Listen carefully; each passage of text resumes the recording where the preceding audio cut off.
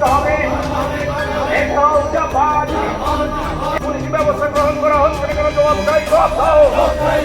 এই জনগণকে হামলাকারীদের অবিলম্বে গ্রেফতার করতে হবে। হামলাকারীদের অবিলম্বে গ্রেফতার করতে হবে।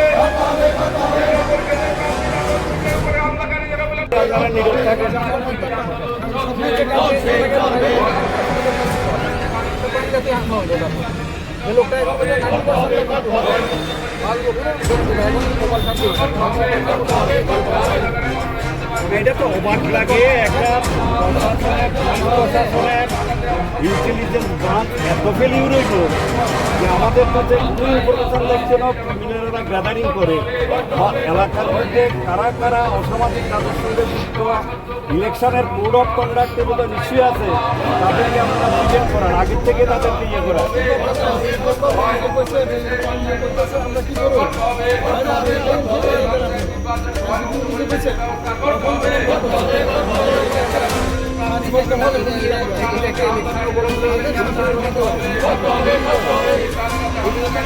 তাদের সঙ্গে নিয়ে গিয়ে বসেন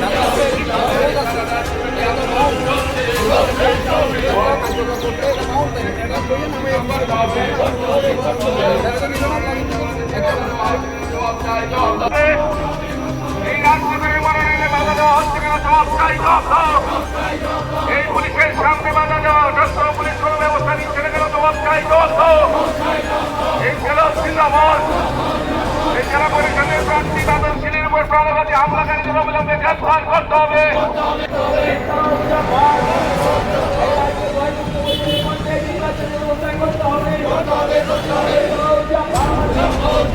যখন চোরটা খোলা গেছেন, দোকানে বসছিলেন, সেখান থেকে যখন বেরিয়ে এসছেন, সঙ্গে সঙ্গে প্রাণঘাতী হামলা শুরু হয়ে গেল।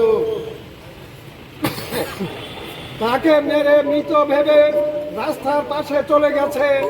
অনেকক্ষণ পরে তার পরিবারের লোকজন এসে যখন ডাক্তারের কাছে নিয়ে গেছে, ডাক্তার বলছে কিচ্ছু করার নেই, উনি প্রায় মৃত। তখন জেলা হাসপাতাল থেকে রাজ্য হাসপাতালে নিয়ে যাওয়া হয়েছে। ডাক্তাররা একইভাবে কথা বলছে যে উনি কোমায় চলে গেছে, আদৌ বেঁচে আছে কিনা বলার কোনো সুযোগ নেই। আজকে আমরা খবর নিয়ে জানলাম উনি ওটিতে আছেন, যে কোনো সময় মারা গেছেন এবং এমন ঘোষণা হয়ে যেতে পারে। কিন্তু এরপরেও আমরা দেখছি বাদল শিলের উপর যারা হামলাকারী, যারা আঘাত করেছেন, মেরে মৃত ভেবে যারা রেখে চলে গেছেন, তারা চোত্তাখোলা বাজারে মিষ্টি খাচ্ছেন, মিষ্টি বিতরণ করছেন, কিন্তু পুলিশের কোনো ভূমিকা এখন পর্যন্ত সেখানে নেই। নির্বাচনের মনোনয়ন জমা থেকে আরম্ভ করে প্রার্থীদের উপর যে হামলা, সে হামলার পরিপ্রেক্ষিতে পুলিশের যেই ভূমিকা, এতে এটা বুঝতে অসুবিধা হচ্ছে না যে রাজ্য প্রশাসন পুলিশকে বিপদে পরিণত করার চেষ্টা করছে, পুলিশরাও সেই জায়গায় দাঁড়িয়ে আছে। এ যদি চলতে থাকে আমাদের রাজ্যের কোনো অস্তিত্ব থাকবে না, গণতন্ত্র বলে কিছু থাকবে না, সাধারণ মানুষের জীবন জীবিকা বিপন্ন হবে। তারই প্রতিবাদে আমরা রাস্তায় নেমেছি। আমরা আমাদের ঘোষণার কথা 1 নং কিলায় পথসভা করে আমরা আমাদের পরবর্তী কর্মসূচির কথা ঘোষণা করব। আমরা দাবি করছি অবিলম্বে মনোনয়ন জমা দেওয়ার ব্যবস্থা করতে হবে। বাদল সিলের উপর তারা আক্রমণকারী 48 ঘন্টার মধ্যে তাদেরকে অ্যারেস্ট করার জন্য ব্যবস্থা নিতে হবে।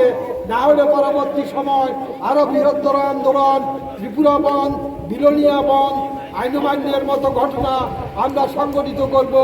এছাড়া বিকল্প কোনো রাস্তা নেই। এইভাবে রাজ্যের গণতান্ত্রিক যে পরিবেশ পরিস্থিতি, কয়েকজন হামলাকারী দুর্নীতিগ্রস্ত ও চোর শাসক ডাকাতদের উপর ছেড়ে দেওয়া যায় না। এই জায়গায় পুলিশকে যেমন ভূমিকা নিতে হবে, তেমনি শুভবুদ্ধি সম্পন্ন মানুষ যারা আছেন তাদেরকেও এগিয়ে আসতে হবে, তারাও প্রতিবাদ প্রতিরোধে এগিয়ে যেতে হবে। এছাড়া বিকল্প কোনো রাস্তা নেই।